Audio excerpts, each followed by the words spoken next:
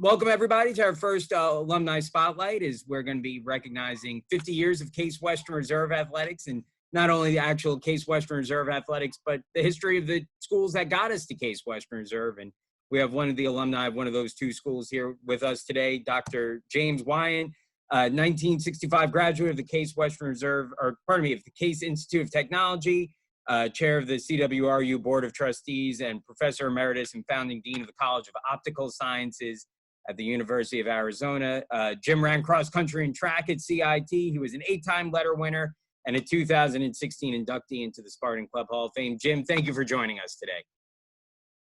Well, thank you very much. It's nice to be on here and to see you and see a nice background you have there, the football field. Yep, and off to, I guess it would be this shoulder. Sorry, I'm mirrored, but you can see the Wyant Athletic Center as well. So the building. Oh, yes. I of course see that. Saw that right away.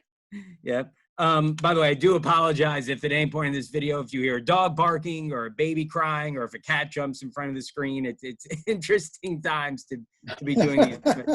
But I am doing this from my home, and there's plenty going on here. Hopefully everyone kind of stays. It's nap time in the house, so we may get a little bit of quiet time to do the interview. Okay, well, I'm also doing it at my home, so there may be some noise here too.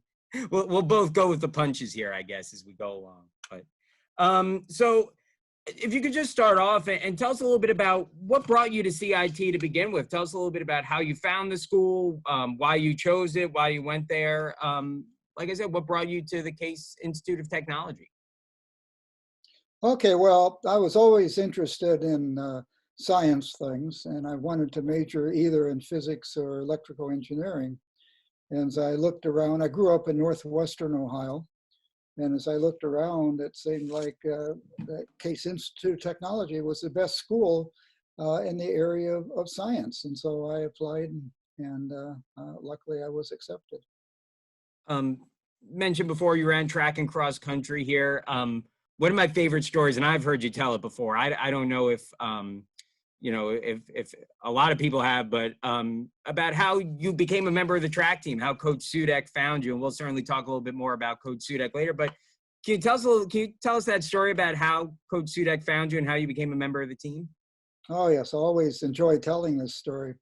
So I had no idea that I would run track and cross country at Case, but about the second day there, I was with some friends over in the Howard Johnson's eating, and I guess in those days I was very thin. And then so Sudak came up to me and said, "Are you a freshman at Case?" And I said, "Yes."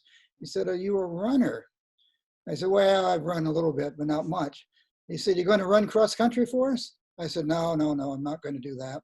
"Oh," he said, "you should." And he said, "The first practice is tomorrow at a certain time and certain location." I said, "I'll see you there."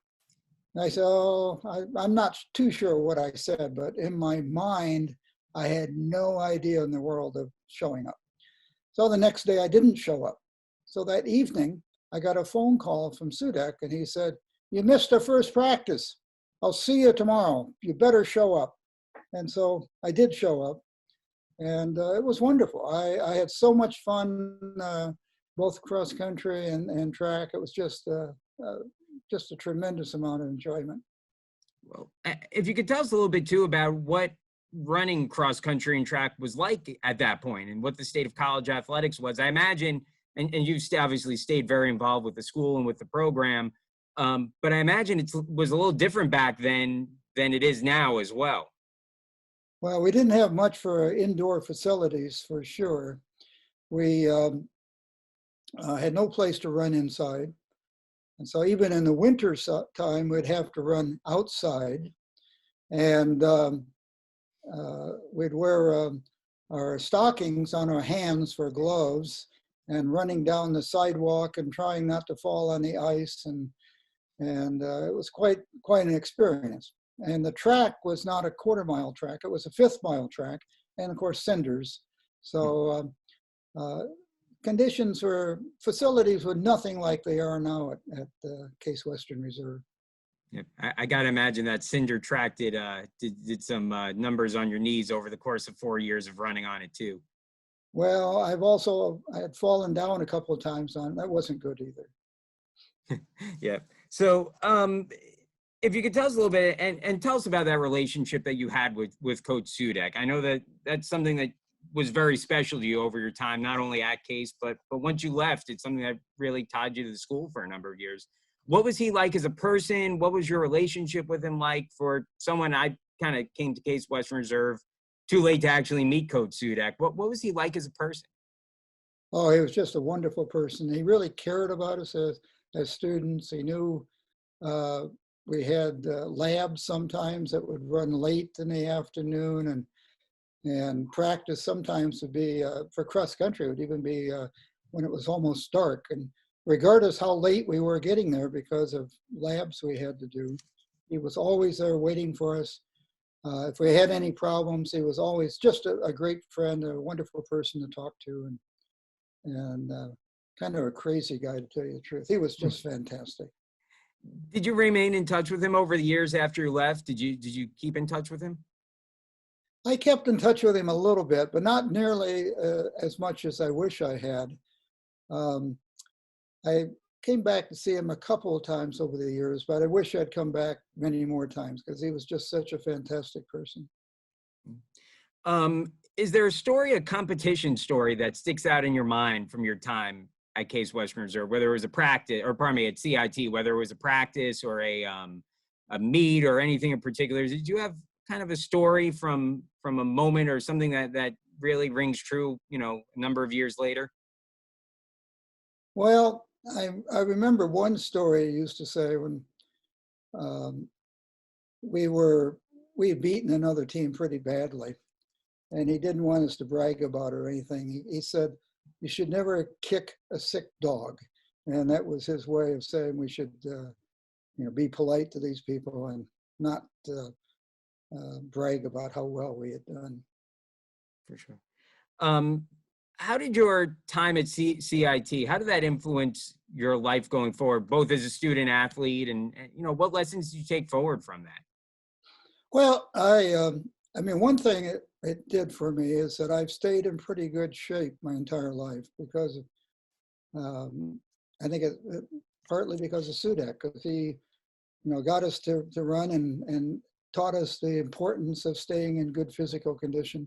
And so I've always maintained that. And I think, well, Case, I mean, I'm a physics major, and I ended up spending my whole career in physics and engineering. And my Case education certainly helped me a lot. Um, how did you venture into the field of optical science? I know you mentioned your engineering major and physics major. How did those intertwine together and brought you to the optical science field? Well, there were really a couple of things that got me into optics. One was the summer between my junior and senior year, I got a job working at a company called Libby Owens Ford in Toledo. And the project I was working on had to do with optics. So that got me a little interested in optics.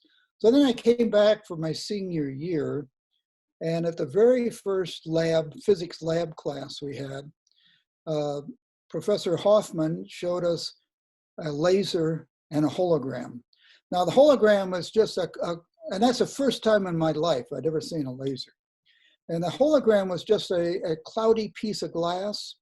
But when he illuminated it with a laser, and I looked through it, I saw this stapler. And that stapler looked so real. I tried to grab it, but of course it wasn't there.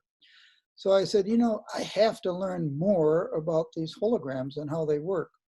And so I went to graduate school at the University of Rochester, studying optics there. And I spent my whole career in optics. Can you talk a little bit more about your journey too? I'm always fascinated to hear about how people get from point A to point B and how, kind of their life plays out. So you go to Rochester, you studied optics, and then eventually you end up at the University of Arizona and the founding dean of the program there. How do you get from that point to where you were later in your career? Well, as you said, I went to Rochester, I got my PhD there. Then I went to Boston and I worked for a company called iTech, and we did satellite reconnaissance systems. And my boss at iTech left to become a professor University of Arizona. And then in later years at ITech, I worked at ITech for 6 years. The last couple of years there, I would go to Arizona to try to recruit students. And in 1974, when I was out there, this former boss of mine said, "Why don't you come out here and join the faculty?" And so I said, "Oh, okay, that sounded good to me." So in 74, I moved to Tucson. You spoke about this a little bit, but Division III athletics in particular, where you have kids who aren't on scholarships. How do you feel that that experience can help to shape people going forward? You know, what do you feel like the importance of going to college and having that athletic experience at a Division III level? How important do you feel that that is? Well, I think it teaches you both the importance of both athletics and of studying and being a good student, because they push you to be a good student. And it also, I think being in athletics helps you become a real competitor, which certainly helps in life. And it's just a very nice combination that, I mean, athletics is very important, but everyone realizes that getting a good education is even more important. And you put the two together and it's just, it's a great experience. And I think doing athletics helps you relax too. And it's a nice break from studying. Do you have any messages to our current student athletes who might be watching this, you know, the 18, 19, 20, 21-year-old kids out there who are kind of starting to figure out life and where they're going and what they're doing? Do you have any messages for them to, you know, on based on your experience and here at CIT? Well, I think sometimes you think, oh, I'm just so busy. I should, maybe I should give up the athletics and just study, you know, concentrate on my studies. But I think both are important. And when I think back to my time at Case, I would say first, the most enjoyable part certainly was the athletics. But I think the two together, athletics and the academics, they just make you a better person and, you know, just make you feel better and do better in life. Well, Jim, thank you so much again for joining us today. We really appreciate it. Again, thank you for everything over the years. And, you know, I think you really laid out an example for our athletes going forward and how, you know, they could carry their successes on the field or on the court or on the